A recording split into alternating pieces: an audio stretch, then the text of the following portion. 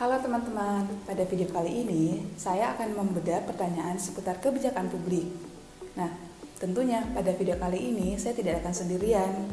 Saya akan ditemani oleh beberapa teman saya untuk menjawab pertanyaan seputar kebijakan publik. Kalau begitu, langsung saja ya ke pertanyaan pertama. Apa sih definisi dari kebijakan publik? Menurut para ahli, salah satunya yaitu Robert Easton, definisi kebijakan publik itu adalah hubungan dari satu unit pemerintah dengan lingkungannya. Sedangkan menurut Richard Ross, kebijakan publik itu adalah suatu tindakan yang diambil pemerintah dan mempunyai dampaknya bagi masyarakat.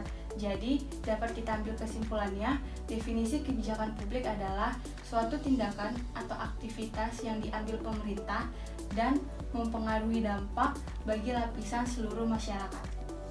Lantas, apa pentingnya mempelajari kebijakan publik? Dalam mempelajari kebijakan publik ada 3 manfaat menurut Dr. Taufik Rohman. Yang pertama, pengembangan ilmu pengetahuan. Pengembangan ilmu pengetahuan dimaksudkan adalah studi untuk menganalisis dampak dari kebijakan menaikkan harga BBM seperti contohnya. Nah, dari sini orang-orang akan mengidentifikasi dampak dari kebijakan tersebut. Dan yang kedua itu meningkatkan profesionalisme praktisi. Meningkatkan profesionalisme praktisi dalam artian kebijakan publik yang diambil memiliki dasar teoritis tentang bagaimana membuat kebijakan publik yang baik. Dan yang ketiga, berguna untuk tujuan politik. Berguna untuk tujuan politik dalam artian memiliki posisi yang kuat terhadap kritikan dari lawan politik apabila proses dan teorinya itu benar. Lantas, apa saja ruang lingkup dari kebijakan publik? Berdasarkan repositori UIN Sunan Kalijaga, ruang lingkup dari kebijakan publik itu sangat luas karena kebijakan publik mencakup berbagai bidang dan sektor seperti ekonomi, politik, sosial, budaya, hukum, dan kesehatan serta lain sebagainya. Di samping itu, dilihat dari hierarkinya, kebijakan publik dapat bersifat nasional, regional, maupun lokal seperti undang-undang, peraturan pemerintah, peraturan presiden, peraturan menteri, peraturan pemerintah daerah atau provinsi, keputusan gubernur, peraturan daerah kabupaten atau kota, dan keputusan bupati atau wali kota. Contoh sederhananya, untuk melindungi warga dari resiko penularan COVID-19, Presiden Jokowi menetapkan peraturan tentang PSBB melalui peraturan pemerintah nomor 21 tahun 2020 tentang PSBB itu sendiri. Dari sini kita ketahui bahwa ruang lingkup kebijakan tersebut tidak hanya mencakup bidang kesehatan, melainkan juga ekonomi yang berskala nasional. Saya jadi penasaran deh, gimana sih sejarah dan perkembangan ilmu kebijakan publik dari masa ke masa? Baiklah, sejarah dan perkembangan kebijakan publik.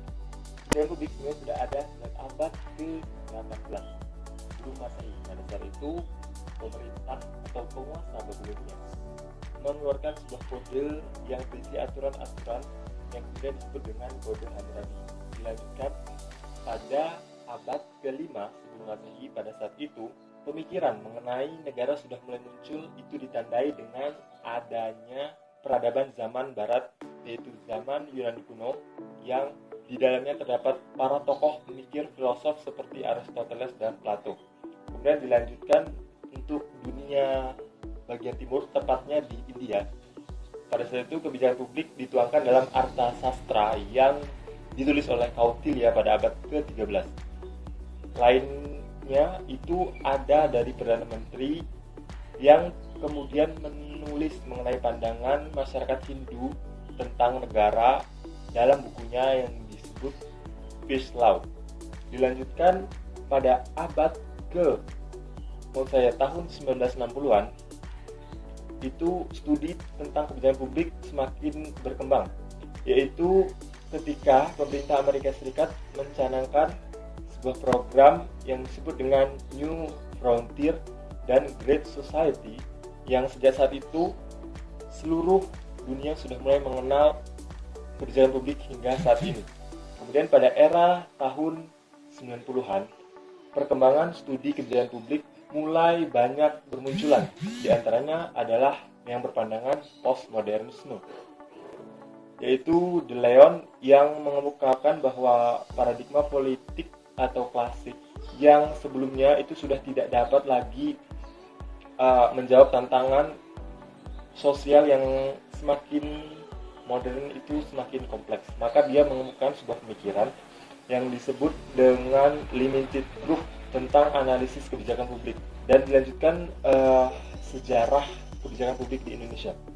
Adanya kerajaan-kerajaan kuno di Indonesia sejak tahun 400-an merupakan sebuah bukti adanya kebijakan publik.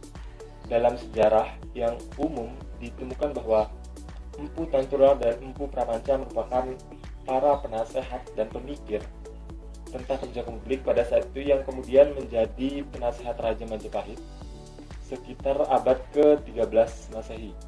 Hingga abad ke-18, hukum-hukum perdata karya Belanda menjadi konsumsi pendidikan pemuda Indonesia sebagai pandangan tentang kebijakan publik Indonesia. Dilanjutkan dengan perkembangan kebijakan publik di Indonesia. Adanya revolusi teknologi dan komunikasi dan globalisasi, gelombang demokratisasi yang menjalan terus-menerus hingga ke Indonesia, di mana memaksa pemerintah Indonesia tidak lagi absolut dalam mengeluarkan sebuah kebijakan publik. Di sana terdapat masyarakat yang kemudian bisa ikut andil dalam kebijakan publik yang akan dibuat, dan dengan adanya ini pemerintah diharapkan lebih responsif dan akomodatif terhadap kebijakan publik yang akan mereka buat. Bagus sekali penjelasannya. Next question, gimana sih hubungan ilmu politik dan ilmu kebijakan publik? Yang pertama ada dari Denis Palumbo. Dia menyebutkan bahwa studi kebijakan disiplin yang sangat luas dan berkaitan dengan ilmu lain, yaitu ilmu politik. Dia mempunyai juga beberapa contoh bahwa ini merupakan bagian ilmu politik adalah yang pertama, studi tentang legislatif yang berkaitan dengan formulasi kebijakan. Yang kedua, apa yang menjadi titik berat penelitian studi kebijakan adalah juga penelitian di bidang ilmu politik. Yang kedua, ada dari Ripley, yaitu dia mengatakan bahwa mengkritik pandangan Palumbo yang terlalu luas dengan kebijakan publik yang seharusnya lebih sederhana. Menurutnya, ilmu politik itu memiliki kontribusi yang besar terhadap studi kebijakan, terutama pada analisis. Berikut dia juga menyebutkan bahwa ada 4 posisi ilmu politik terhadap studi kebijakan itu sendiri. Yang pertama, ada studi kebijakan berasal dari berbagai ilmu disiplin yang didefinisikan secara longgar. Yang kedua, studi kebijakan mempunyai hubungan dengan ilmu politik, biasanya terkait dengan substansi kebijakan khusus. Yang ketiga, studi kebijakan adalah bagian dari ilmu politik. Dan yang terakhir, studi kebijakan merupakan disiplin yang terpisah. Selanjutnya adalah dari Thomas R. Day. Dia menyebutkan bahwa apa yang membedakan analisis kebijakan atau studi kebijakan dengan ilmu politik itu tidak lain adalah bahwa studi kebijakan atau analisis kebijakan lebih memusatkan perhatiannya pada apa yang dilakukan oleh lembaga legislatif. Jadi dari sini kita dapat menyimpulkan bahwa kebijakan publik itu tidak terlepas dari pengaruh pemerintah dan politik. Karena sebuah kebijakan dibentuk oleh sekelompok orang yang memiliki kedudukan atau kekuasaan, biasa kita sebut pemerintah, dengan berlandaskan hukum, dan tujuannya itu untuk menyelesaikan sebuah masalah yang berkembang di masyarakat. Dan pemerintah bertugas juga untuk menguji seberapa efektifkah kebijakan yang nanti akan dibuat. Lantas, apakah ada keterkaitan antara kebijakan publik dengan birokrasi? Keberhasilan implementasi kebijakan publik memerlukan kerjasama yang baik dari berbagai pihak. Apabila tidak dapat melakukan kerjasama yang baik, adanya penyimpangan dalam pengimplementasian kebijakan tersebut. Maka dari itu, birokrasi sangat penting dan berpengaruh dalam pengimplementasian kebijakan publik, di mana dapat menuntut pelaku, ahli, dan profesional dalam bertindak. Menurut Fritz Morstein, birokrasi sangat diperlukan dalam pemerintah modern untuk melaksanakan tugas yang bersifat spesialisasi dalam sistem administrasi oleh aparatur pemerintah, karena birokrasi adalah sarana penguasa untuk memberlakukan interest penguasa dalam hidup masyarakat. Melalui birokrasi juga, penguasa dapat memerintah rakyat secara efektif, serta birokrasi juga sebagai koordinasi, pelaporan, serta pengendalian dari kebijakan publik yang diambil. Oke, apakah ada pergeseran pemikiran dalam ranah kebijakan publik? Menurut jurnal yang saya baca, menurut Dor, telah terjadi pergeseran kebijakan dalam sektor kebijakan publik. Pergeseran kebijakan disebabkan bergesernya substansi hukum Dalam perundang-undangan, dalam hukum terdapat 3 komponen, yaitu yang pertama struktur, substansi, dan kultur hukum. Komponen sistem berdasarkan dengan kebijaksanaan, antara lain yang pertama hukum substantif, yang kedua pribadi penegak hukum, yang ketiga organisasi, administrasi fisik, dan 4 sumber informasi, anggaran, sarana fisik, dan yang kelima aturan pengambilan keputusan. Substansi hukum berubah-ubah disebabkan berubahnya struktur politik sehingga berubah pula kebijakan negara. Pengaruh globalisasi ekonomi, keterlibatan Indonesia dalam berbagai kerjasama internasional terkait dengan komponen hukum, ada 3, yaitu komponen struktur, komponen substantif, dan komponen kultural. Lalu, bagaimana hubungan administrasi negara dengan kebijakan publik? Seperti yang dinyatakan oleh Edward Liesveld, administrasi negara adalah studi mengenai bagaimana bermacam-macam pemerintahan diorganisir, dilengkapi tenaga-tenaganya, dibiayai, digerakkan, dan dipimpin. Masalah yang muncul dalam kehidupan masyarakat suatu negara menjadi semakin pelik dan kompleks, serta menuntut penyelesaian yang sangat mendesak.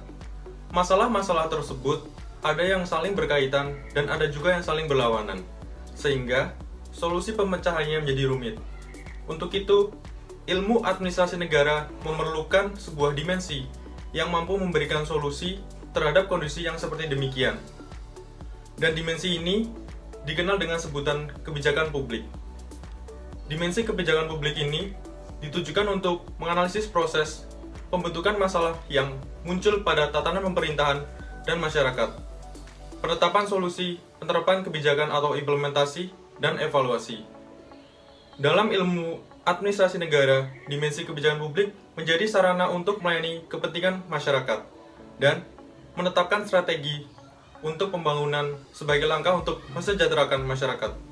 Terima kasih teman-teman atas jawabannya. Semoga dengan adanya video ini dapat membantu teman-teman di rumah agar lebih memahami mengenai kebijakan publik. Terima kasih telah menonton video ini sampai akhir.